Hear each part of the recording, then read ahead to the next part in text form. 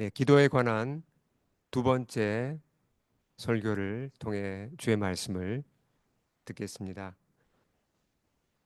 오늘 설교의 제목을 우리 같이 한번 크게 한번 읽어보겠습니다. 시작. 하늘에 계신 분과 일용할 양식이 필요한 자들. 네, 제목을 우리가 좀 생각을 잘 해보면 좋겠습니다. 설교가 끝난 후에도 제목을 한번 어, 생각해 보시고 목장 모임 때도 한번 같이 잘 나누면 좋겠습니다. 어, 우리가 지난 시간에 잘 배운 대로 예수님이 제자들에게 기도를 가르치셨죠. 예, 기도에 대해서 하지 말아야 될 것 두 가지를 말씀하시고 기도하기 전에 반드시 알아야 할 것도 또 말씀하셨습니다. 예, 그러시면서 6절은 우리가 꼭 기억해야 될 말씀이죠. 같이 한번 읽어볼까요? 시작. 너는 기도할 때 내 골방에 들어가 문을 닫고 은밀한 중에 계신 내 아버지께 기도하라. 은밀한 중에 보시는 내 아버지께서 갚으시리라. 이 말씀은 문자 그대로 사실입니다. 그래서 우리가 예수 믿는 크리스찬이라면 하나님 아버지와 독대가 가능합니까? 예, 가능합니다. 이걸 우리가 믿어야 하고 또 경험해야 됩니다. 하나님과 독대가 가능한 겁니다. 주님이 어, 우리가 원할 때 골방으로 들어가면 언제나 우리를 기다리시고 우리에게 시간을 내어 주십니다. 믿으십니까? 아멘. 네. 이것이 기도하기 전에 우리가 반드시 확인해야 할 아주 중요한 사항이죠. 그러면 굉장히 기도하고 싶은 마음이 생기고 격려가 되잖아요. 기도해야겠다. 근데 이제 예수님은 이어지는 말씀에서 그럼 기도의 내용이 뭔가, 뭘 위해 기도해야 하나 이걸 알려주십니다. 그래서 9절에 보시면 주님이 이렇게 말씀하시죠. 그러므로 너희는 이렇게 기도하라. 기도의 내용이 뭐가 되어야 되는가? 기도 제목이 무엇이어야 하는가를 말씀하시는 거죠. 그래서 이어지는 그 주님의 이 기도의 가르침이 이제 모델 기도죠. 기도의 모델을 하나 주셨어요. 이게 바로 우리가 잘 아는 대로 이게 주기도문이 된 거고 주기도문이라는 이름으로 불리는 거죠. 예. 근데 참 아이러니합니다. 주기도문을 외우지 못하는 크리스찬은 없어요. 다 외웁니다. 근데 주기도문으로 기도하면서 은혜가 되고 기도로 깊이 들어가는 분은 그렇게 많지 않아요. 그냥 주기도문이 아쉽게도 어떤 모임이 끝날 때 그냥 마무리하는 기도 정도로 그냥 되든지 마음이 좀 힘들 때 잠깐 다른 기도하기 힘들 때 그냥 이 기도라도 하는 그런 대안 정도로만 된 경우들이 많죠. 여러분 한번 우리 자신을 한번 돌아볼까요? 주기도문을 정말 사랑하고 주기도문 한마디 한마디가 너무 내 마음에 와닿아서 주기도문을 떠올리면 너무 기도가 된다. 그런 분 한번 손 들어 보시겠습니까? 예, 예, 손 드는 분들이 많이 그래도 계시네요. 너무 감사합니다. 근데 그렇게 되지 않는 경우도 참 많아요. 아쉽게도. 근데 우리가 주기도문이 정말 우리에게 우리 기도의 모델이 돼야 되고 주기도문을 통해서 기도로 깊이 들어갈 수 있어야 합니다. 자, 그래서 주기도문을 잘 이해를 하는 게 중요한데요. 읽어보시면 우리가 잘 알죠. 암송해봐도 아는데 주기도문에 나오는 기도 제목이 모두 몇 가지입니까? 기억나세요? 모두 6가지입니다. 예, 6가지 기도 제목이 쭉 이렇게 나오거든요. 근데 그 중에서 여러분 영어로 give라는 주세요라는 것이 6개 중에 몇 개인지 혹시 아세요? 주세요. 하나님 주세요라고 하는 게 6가지 중에 있나요? 주세요 하는 게 있어요. 딱 한 가지밖에 없습니다. 6가지 기도 제목 중에 한 가지만 주세요라는 기도 제목이고 나머진 달라요. 예. 그러니까 우리가 기도할 때 우리 기도의 내용이 이 주기도문과 좀 비슷하게 닮아가는 게 중요한 겁니다. 우린 잘못하면 그냥 하나님 이것 주세요, 저것 주세요, 저것도요, 이것도요 하다가 그냥 거의 90%는 주세요 하고 감사합니다라고 끝나기가 참 쉽잖아요. 예. 저도 이제 영적으로 어릴 때, 청년일 때 그런 기도를 이제 많이 했죠. 예. 제 기도 제목을 보면 항상 뭐 이제 달라고 하는 것만 쫙 이렇게 있는데 주기도문에 6가지 중에 한 가지만 주세요라는 걸 우리가 기억해야 됩니다. 자, 이게 워낙 내용이 깊기 때문에 오늘과 다음 주에 걸쳐서 2번에 걸쳐서 이 6가지 기도 제목을 살펴보겠습니다. 근데 기도 제목이 나오기 전에 먼저 기도가 어떻게 시작되는지를 볼 필요가 있습니다. 기도의 시작. 자, 우리가 기도하고자 골방에 들어가면 하나님이 그곳에서 우리를 기다리고 계신다고 했습니다. 맞죠? 근데 예수님이 어떻게 기도를 시작하라고 그랬죠? 같이 읽어볼까요? 하늘에 계신 우리 아버지여, 하나님을 부르라고 그랬습니다. 근데 이건 이제 하나님을 불러내는 건 결코 아닙니다. 이건 무슨 무당이 무슨 신을 불러내듯이 하나님을 불러내는 건 전혀 아닙니다. 이건 오해하면 안 되죠. 우리가 대화할 때 상대방하고 대화를 할 때 이렇게 불러야 되잖아요. 제가 제 아내랑 대화할 때도 여보, 제 딸이랑 기도할 때도 뭐 이제 얘야, 뭐 이렇게 부르는 말이 있어야 될 거 아니에요. 그렇죠? 그렇게 대화를 시작하는 그 부름, 그게 뭐라 그랬죠? 예, Our Father in Heaven. 그러니까 하늘에 계신 우리 아버지여라고 부르면서 기도를 시작하라는 겁니다. 이게 굉장히 중요해요. 어떻게 부르는가.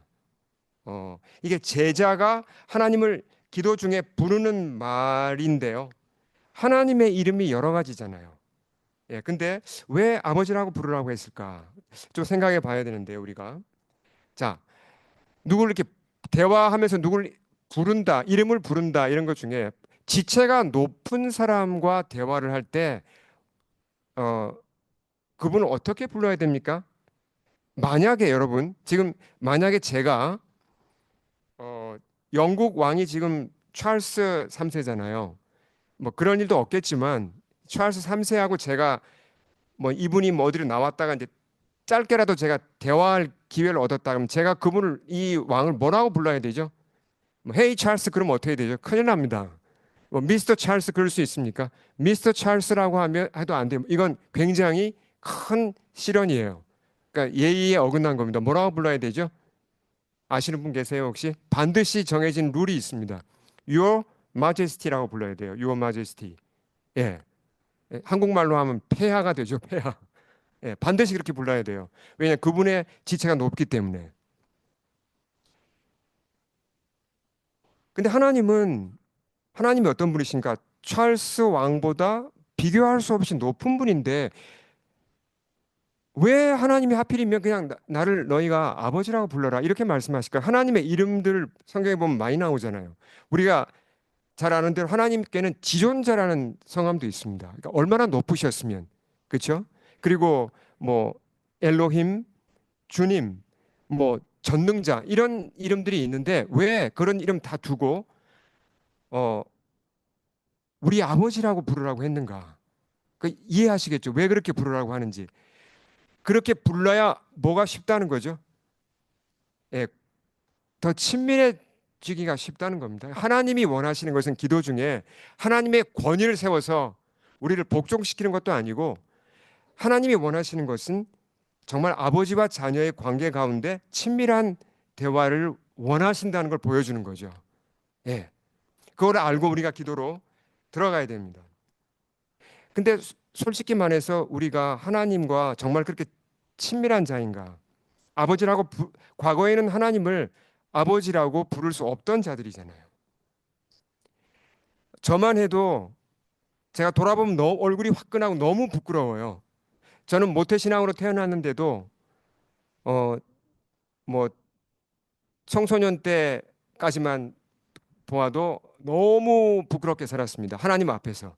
그러니까 도덕적으로는 별 흠이 없이 살았다고 해도 제가 하이스쿨 때만 해도 뭐 하나님 없어 이런 식으로 함부로 얘기하고 하나님께 무관심했고 굉장히 불손하게 하나님께 행동을 했습니다. 그리고 저도 죄인이었죠. 그러니까 하나님과 사실은 원수된 관계였고 하나님과 거리가 멀었습니다.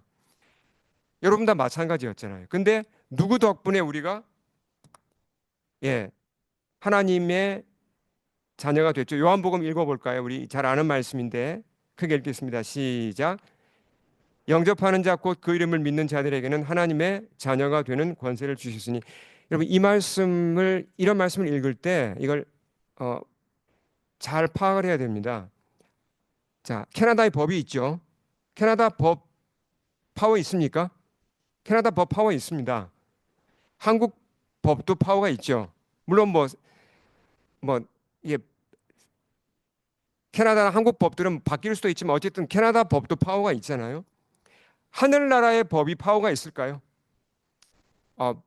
말할 수 없이 이건 파워가 있죠. 영원히 안 바뀌는 법이 하나님의 법이고 하늘의 법입니다.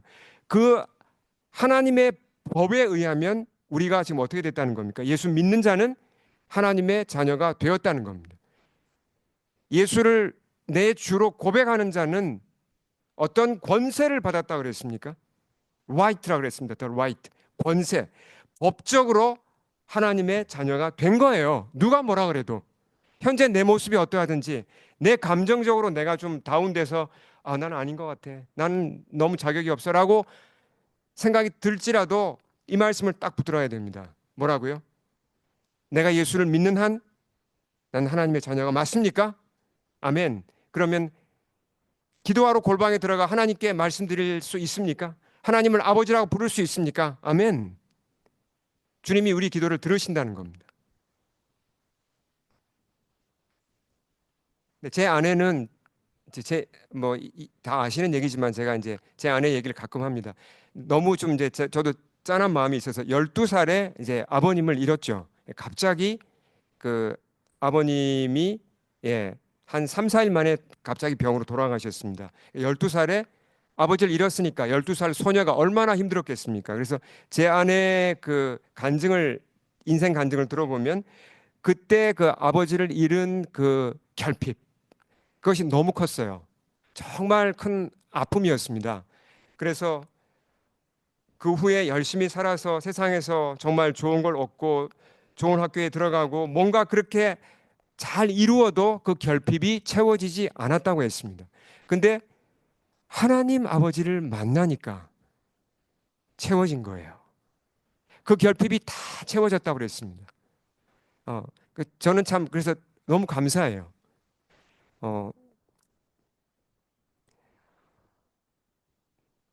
하나님 아버지는 완벽한 아버지, 여러분 맞습니까? 맞습니다. 하나님 아버지는 완벽한 분이십니다. 이 아버지를 만나야 정말 우리가 진정한 아버지를 만나는 거죠. 세상에서 아버지를 일찍 잃은 사람들이 있습니다. 제 아내와 같이. 그런 분들도 하늘 아버지를 만나면 그 모든 결핍이 채워질 수 있는 겁니다. 또 세상에는 안타깝게도 허물이 많은 아버지들이 많아요. 아버지들도 참 어려움을 겪다 보니까 병들고 비뚤어진 분들이 많아요. 그럼 그 자녀들이 또 상처를 받게 되죠. 근데 이 상처받은 자녀들도 완전하신 하나님 아버지를 만나면 회복이 될 수 있습니까? 회복이 될 수 있어요. 저는 제 아버님께 뭐 그렇게 큰 상처를 받았다고 할 수는 없지만 솔직하게 제가 청소년 때 아버지와 함께 있는 시간이 좀 부담스러웠어요. 왜냐하면 아마 여러 이유가 있겠지만 한국 문화라는 것이 그렇잖아요. 좀 가부장적인 문화가 있었고 아버지와 한 자리에 있는 것이 좀 불편할 때가 많았습니다. 좀 이렇게 거리가 가깝지는 않았어요. 그러면서도 또 자책했죠. 나는 왜 아버지를 이렇게 사랑하지 못하고 존중하지 못하는가, 그런 자책감도 있고 했는데 제가 거듭나서 하나님 아버지를 만나니까 너무나 놀랍게도 제 아버지가 이해가 되더라고요. 그리고 아버지에게 제가 전도하기 시작했고 결국 아버님이 예수님을 받아들였습니다. 그러니까 아버님이 완전히 새 사람이 되셨어요. 좀 세월이 걸리긴 했지만 그러면서 한 2, 30년 전부터는 아버지하고 제가 정말 이 친한 그 부자지간 더하기 친구 관계, 영적인 동역자가 됐어요.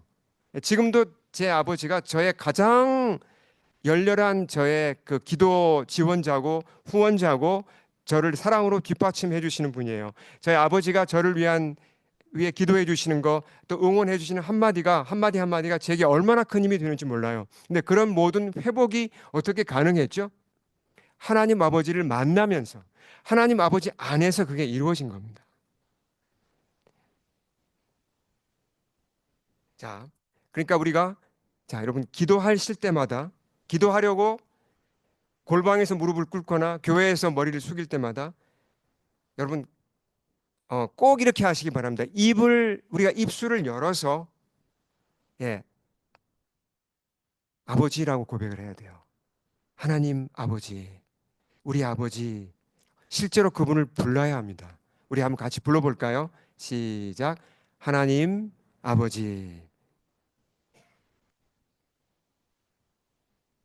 자, 그 다음에 이 주기도문을 보시면 대비가 되는 단어가 나옵니다. 이걸 우리가 잘 봐야 되는데요. 대비. 자, 9절하고 11절을 우리 같이 한번 읽어보겠습니다. 시작. 하늘에 계신 우리 아버지여. 11절 시작. 오늘 우리에게 일용할 양식을 주시옵고. 우리 아버지 하나님은 어디에 계신 분이라고 그랬죠? 하늘에 계시다. 이 하늘에 계시다는 게 스카이나 뭐 스페이스, 그러니까 우주에 계시다는 얘기가 아니잖아요. 그렇죠? 예. 우리 청년들은 또 뭐 이게 우주인가 이렇게 우주에 관심 있는 분들은 뭐 우주에 계신가 물론 그런 재미있는 상상을 할 수도 있는데요. 우리 아버지 하나님 앞에 이 하늘에라는 수식어가 붙은 이유가 뭘까요? In heaven이란 말이 붙은 이유가 뭘까요? 물리적인 장소가 아닙니다. 이건 하나님의 초월성과 탁월성을 얘기하는 겁니다. 왜 초월해 계신 분이죠? 초월이란 말은 어디에 속하지 않고 그걸 넘어섰다는 얘기잖아요. 자, 보세요. 이 세상에 우리 눈에 보이는 모든 사람들, 모든 물건들, 모든 자연 만물은 다 피조물입니까? 다 피조물이에요. 하나님은 이 피조물의 한 부분이십니까? 아니죠. 하나님은 이 우주를 지으신 분이십니다. 이 모든 생명체를 지으신 분이죠. 그러니까 이 피조 세계에 속한 분이 아닙니다. 그래서 하나님은 초월하신 분이죠. 예, 우주보다 훨씬 큰 분이에요. 그러니까 우주보다 훨씬 탁월한 분이에요. 비교할 수가 없습니다. 그런 면에서 하나님은 하늘에 계시다고 이렇게 표현한 겁니다. 아주 짧은 쉬운 단어로. 네. 하나님이 자, 근데 또 하나 우리가 기억해야 될 것은 뭔가 부족한 게 있을까요? 하나님이 뭔가 아쉬워서 내가 심심하니까 사람들을 창조해서 좀 같이 좀 지내야겠다. 그런 게 전혀 아니죠. 하나님은 삼위일체로 계시고 하나님은 충만하신 분입니다. 예, 하나님은 기쁨으로 충만하시고 평강으로 충만하시고 생명으로 충만하신 분이에요. 아무 부족할 것이 없습니다. 예, 영원한 생명이 가득한 분이고 흘러 넘치는 분이십니다. 그 모든 것이 하늘에라는 단어에 다 포함된 겁니다. 자, 거기에 대비해서 우리는 어떤 자들이죠? 이 11절에 따르면 우리는 일용할 양식이 필요한 자들입니다. 이게 무슨 얘기입니까? 우린 너무나 하나님에 비해서 작은 자들이란 말이죠. 우리는 하루를 먹지 못해도 감정이 팍 상합니다, 벌써. 힘이 쭉 빠지죠. 여러분, 하루 굶은 다음에 하루를 못 먹었다. 여러분, 입에서 좀 좋은 말이 나옵니까? 내가 오늘 하루 종일 뭐 하느라고 밥도 못 먹었지 막 씩씩거리게 되는 거잖아요. 그리고 실제로 기운이 빠집니다. 일주일 못 먹으면 어떻게 되죠? 잘못하면 이거 뭐 큰일 나죠. 쓰러집니다. 그렇게 2, 3주 못 먹으면 우린 죽어요. 그렇잖아요. 물은 어떻죠? 물을 여러분 안 마시고 며칠 사람이 버틸 수 있죠? 물이 끊어지면? 예, 짧으면 3일 만에 사람이 죽습니다. 물을 못 마시면. 길어도 5일을 못 넘긴다고 해요. 물은. 예. 우린 음식이 필요하고 물이 필요하고 그럼 공기는요. 산소가 만약에 끊어지면 몇 분을 견딥니까? 어떤 분은 또 잠수를 오래 하셔가지고 또 나는 뭐 오래 견딘다 그런 분도 계시는데 그래봤자 몇 분이죠. 근데 보통 사람은요 1분 잘 못 견. 숨 멈추고 여러분 1분 한번 견뎌 보십시오. 이게 되나? 이거 벌써 이거 막 이게 장난이 아니네. 이게 숨을 못 쉰다는 게 이렇게 힘든 거구나. 그러니까 우리는 산소가 차단되면 몇 분을 못 넘기고 우린 죽어요. 그렇게 약한 자라는 겁니다. 우리가. 예. 사람이 생각보다 약하다는 거예요. 어, 제가 이제 잠깐 하나 이제 뉴스를 하나 이제 보게 되었는데 바디빌더 여성 바디빌더예요. 그러니까 얼마나 근육질이죠. 이분이 갑자기 심장마비로 죽었다는 뉴스가 최근에 떴습니다. MBC 뉴스에. 근데 이분이 유명한 육상 선수들도 코치할 만큼 아주 이제 뛰어난 역량을 가진 그런 이제 바디빌딩 선수였습니다. 근데 20살의 나이에 심장마비로 죽었어요. 이렇게 젊은 사람이 갑자기 죽는 일은 잘 일어나지는 않습니다. 그렇지만 일어날 수도 있다는 거예요. 젊어도. 우리 청년들 정신 바짝 차리고 들어야 돼요. 예, 피어나는 제자들. 예, 젊어도 우린 사실은 약한 겁니다. 그러니까 이 11절을 다시 읽을까요? 크게 읽겠습니다. 시작. 오늘 우리에게 일용할 양식을 주옵시고. 이 기도 속에는요, 고백이 들어 있습니다. 어떤 고백이 들어 있죠? 아버지, 저희는 연약한 자들입니다. 매일 음식을 먹어야 생명을 유지할 수 있는 한없이 연약한 자들입니다. 라는 고백이 여기 들어있는 거예요. 하나님은 어떤 분이시라고요? 하늘에 계신 분이세요. 전능자. 너무나 크고 예, 흔들림이 없는 분이시지만 우리는 이렇게 너무나 약한 풀과 같고 풀의 꽃과 같이 약한 자들입니다.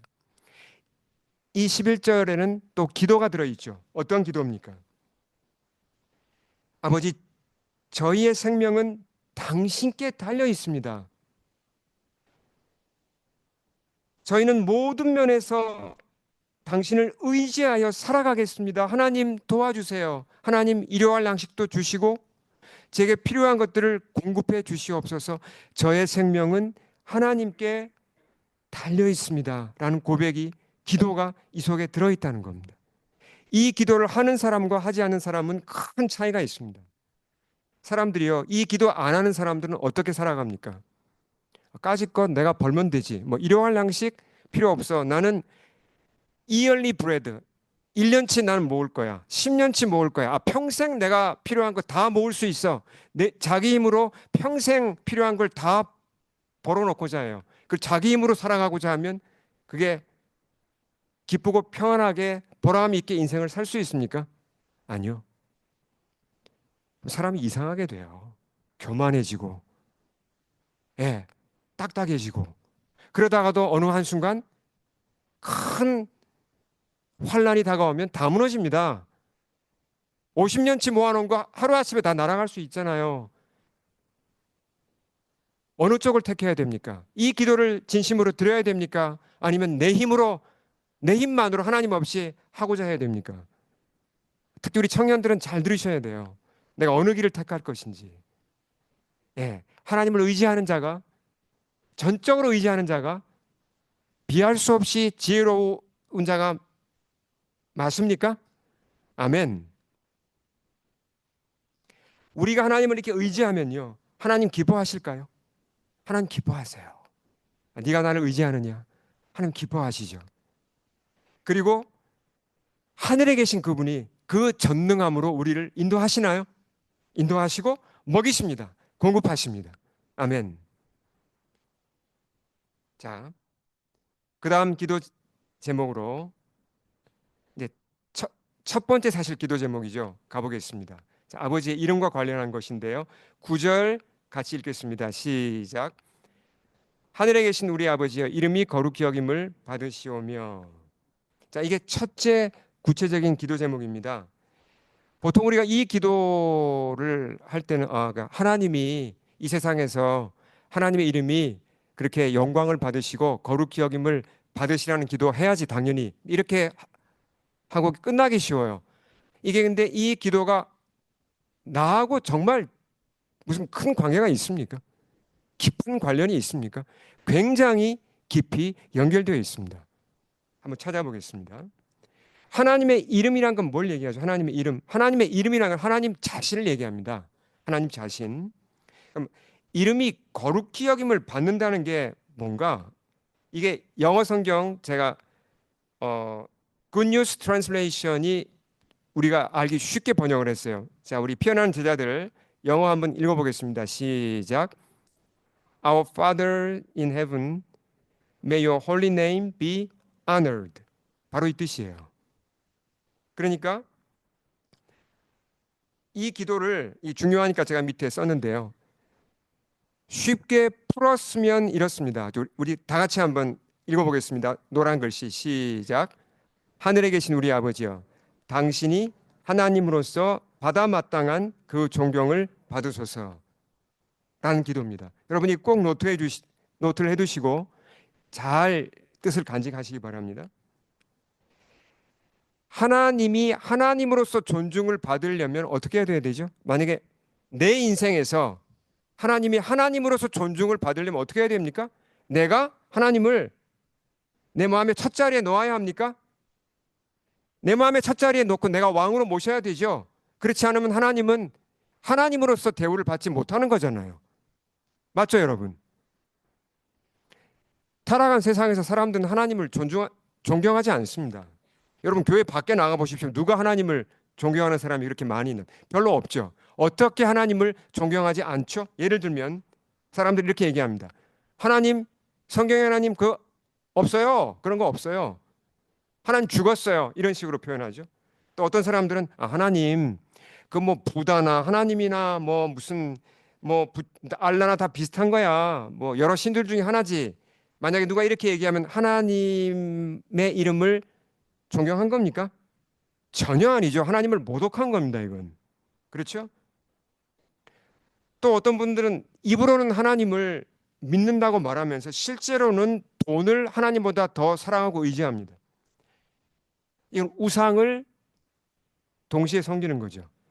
자, 이런 태도를 가진 자의 인생에서 하나님이 존경을 받으시는 건가요? 아니죠. 존경받지 못하고 계십니다. 그 사람의 인생에는. 그러니까 우리가 이 구절의 기도를 드린다는 건 뭘 얘기합니까?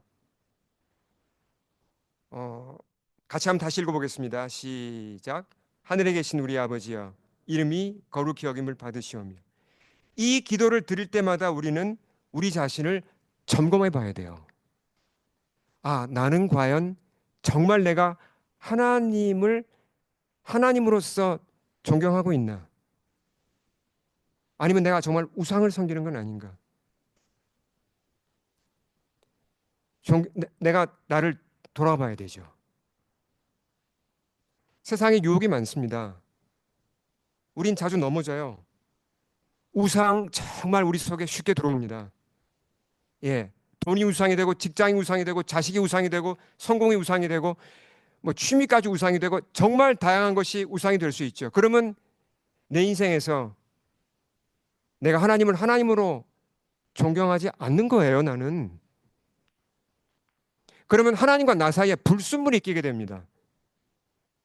하늘의 생명이 나한테 잘 흘러 들어올까요? 그렇게 되면 막히죠. 여러분 살아가시면서 답답하다고 느끼실 때가 있을 겁니다. 여러 이유가 있겠지만 답답하다고 느끼신다면 가장 큰 이유가 뭐냐면 하나님과 나 사이가 막힌 겁니다. 불순물이 낀 거예요. 어떻게 해야 되죠? 이 기도 드리면서 불순물 찾아내어서 버려야 합니다. 하나님, 제 눈을 열어주셔서 제가 우상을 보게 하소서. 이 우상을 버리게 하소서. 정말 제 인생에서 진심으로 하나님을 하나님으로 제가 존경하게 다시 그 존경을 회복하게 도와주소서라고 기도해야 돼요. 그래야 불순물이 떠나가고 하나님과 나와의 관계가 다시 이제 막힘없이 연결이 되는 거죠. 그러면 하늘의 생명이 공급되면서 그 답답함이 떠나갑니다. 믿으십니까? 아멘. 우리가 우리 자녀들을 위해서도 기도해야 합니다.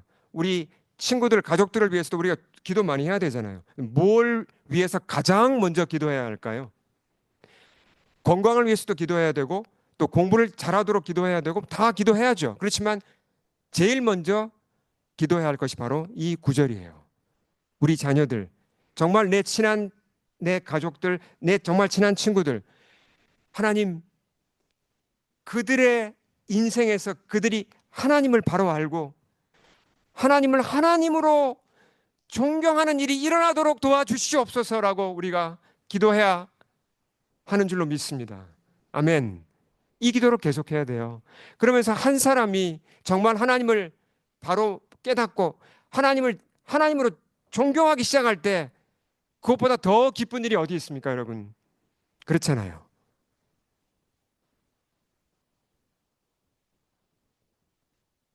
자, 그 다음 기도 제목으로 가보겠습니다. 아버지와 아버지의 나라 그리고 뜻과 관계된 겁니다. 자, 10절을 우리 한번 읽어보겠습니다. 시작. 나라가 임하시오며 뜻이 하늘에서 이루어진 것 같이 땅에서도 이루어지이다. 자, 두 가지 기도 제목 오늘은 이 중에서 앞에 부분만 보겠습니다. 그러니까 Your kingdom come 이렇게 되죠. 나라가 뭡니까? 나라? 이게 바실레이아 헬라어로는 바실레이아인데 제가 몇 번 설명을 드렸습니다. 이때 나라라는 것은 어, 통치를 얘기합니다. 통치. 예, 다스림을 얘기하죠. 하나님의 다스림이 임하도록 하는 기도죠. 하나님의 통치와 다스림이 어디에 임해야 되죠? 가장 먼저 내 삶에 임해야 되는 거죠. 우리가 교회에 있을 때는 비교적 주님의 통치를 잘 받으려고 애를 써요. 그렇잖아요. 근데 예배 끝나고 여러분 댁으로 돌아가시면 긴장이 좀 풀리나요? 영적으로 긴장이 조금 해이해지나요? 좀 해이해집니다. 저도 그래요, 좀. 근데 이제 가족들하고 밥 먹고 뭐 이러다가 이제 내 방으로 들어가면 영적으로 긴장이 좀 더 해이해질 수 있나요? 좀 더 해이해집니다. 그러다가 잘못하면 이제 하나님이 싫어하시는 것도 하게 되고 보게 되고 생각하게 되고 말하게 되고 이렇게 되는 거죠. 나라가 임하옵시며 라는 기도란 어떤 기도죠? 하나님, 제가 하나님의 통치를 받고 싶습니다. 교회에서만이 아니고 저의 집에서도 제 방에 혼자 있을 때도 하나님의 통치를 받고 싶습니다. 그 기도예요. 하나님의 통치가 내 삶에 더 전 영역으로 더 퍼져나가도록 하나님의 통치를 받지 않는 부분이 더 점점 줄어들도록 그걸 원하고 바라는 기도입니다. 우리가 살펴보면요. 하나님의 통치를 우리가 이렇게 좀 싫어하는 부분들이 있어요. 우리가 죄인이기 때문에. 예를 들어서 솔직하게 여러분 취미 생활에도 하나님의 통치 받으세요, 여러분? 정말? 취미에까지도? 아니면 여러분 재정 사용하실 때 철저하게 하나님의 통치를 다 받으십니까? 아니면 하나님, 이거 솔직하게 좀 죄송한데 이 부분은 좀 눈 감아 주세요. 제가 알아서 할게요. 그렇게 하십니까? 또 미래의 어떤 계획을 세울 때, 뭔가 어떤 사업 플랜을 세울 때 하나님께 이걸 들고 나가면 하나님이 좀 이거 스톱하실 것 같고 싫어하실 것 같으면 어떻게 합니까? 하나님, 여기까지입니다. 여기까지만 다스리시고 그냥 선은 지켜주세요, 하나님. 이렇게 하는 경향들이 우리가 있어요. 우리가 죄인이기 때문에. 그게 편한 것 같잖아요. 통치를 받을 부분은 받고 하나님 이건 제가 알아서 할 테니까 눈 감아 주세요라는 그게 편할 것 같은데 사실은 결과적으로는 그게 내게 해롭다는 겁니다. 우리가 살아보면 알아요. 내가 하나님께 통치를 안 받고 감추고 있었던 것들 때문에 결국 내 영혼이 이렇게 자라지 못했구나. 내가 뭔가가 이렇게 막혔구나. 사탄한테 빌미를 제공했구나. 점점 알게 된다는 겁니다. 하나님의 통치가 점점점 더 내 삶의 전 영역으로 들어와야 되고요. 하나님의 통치가 내 가정에 다 들어와야 되고요. 이 사회로, 이 나라로 이 퍼져가도록 기도를 해야 되는데 출발은 나부터입니다. 자꾸 나라를 위한 기도만 하지 마시고 사회를 위한 기도만 막연하게 하지 마시고 나부터 정말 전 삶의 영역에 하나님의 통치가 오도록 꼭 기도하고 나서 그 다음에 나라를 위해서도 기도해야 됩니다. 자, 하나님이 우리를 통치하시는 방법을 조금 살펴보고 정리를 하겠습니다. 우리가 하나님의 통치를 좀 거부하면 하나님이 서운해 하실까요? 하나님, 기분이 안 좋으시겠죠. 근데 하나님 전능자시잖아요. 내가 하나님 통치를 거부한다고 하나님이 강제로 이렇게 나를 통치할 수도 있죠.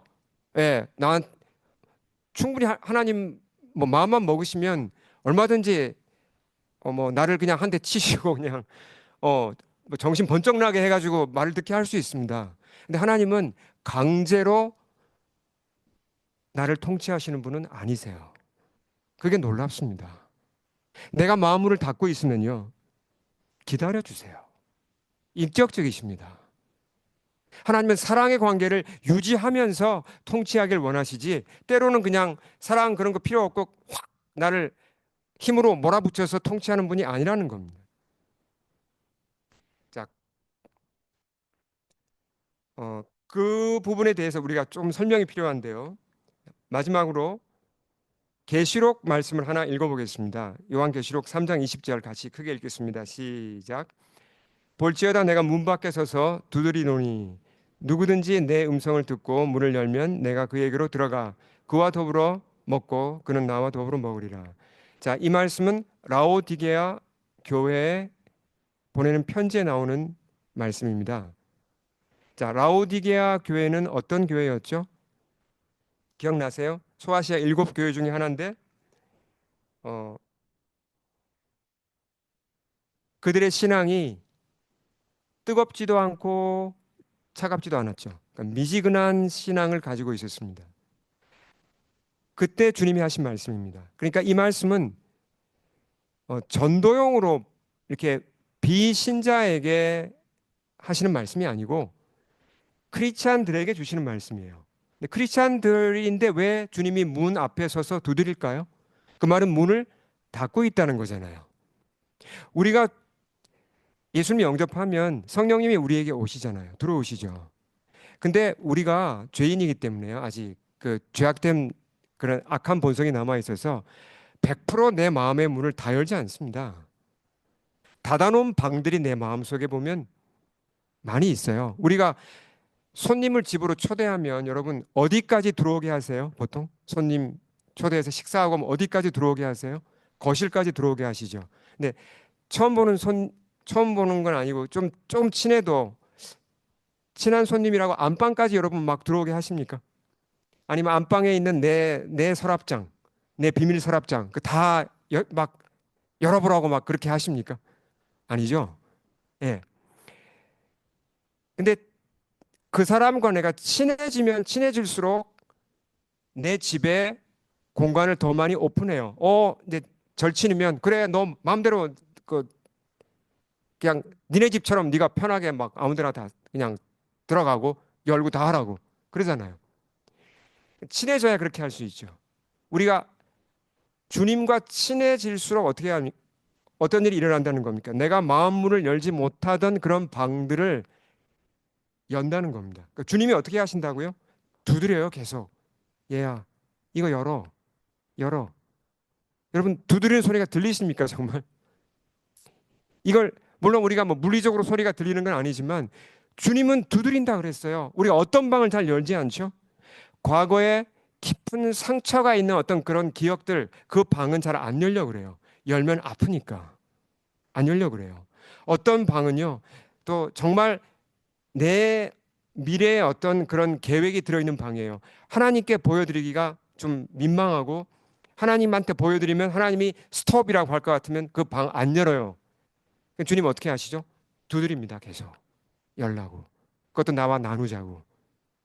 이렇게 내가 문을 하나 열고 또 하나 열고 주님께 오픈하는 동안 어떤 일이 일어납니까? 주님의 통치가 내 삶의 전 영역으로 점점 더 깊이 들어온다는 겁니다. 그렇게 돼야 진정한 주님과의 깊은 교통 속에 주님이 예비하신 복들이 훨씬 더 쉽게 내 삶으로 들어올 수 있다는 거죠. 이게 통치를 받는 겁니다. 자, 주기도문 우리가 오늘 반쯤 했는데요. 6절을 다시 읽겠습니다. 시작. 너는 기도할 때 내 골방에 들어가 문을 닫고 은밀한 중에 계신 내 아버지께 기도하라. 은밀한 중에 보시는 내 아버지께서 갚으시리라 그랬습니다. 갚는단 말은 리워드라 그랬습니다. 우리가 이 주기도문의 기도를 정말 바로 할 때 주님이 우리에게 주고자 하시는 상급은 정말 많다는 겁니다. 우리가 잘 기억하고 이 주기도를 통해서 주님께 나가면 좋겠습니다. 우리 함께 엎드려서 기도하겠습니다.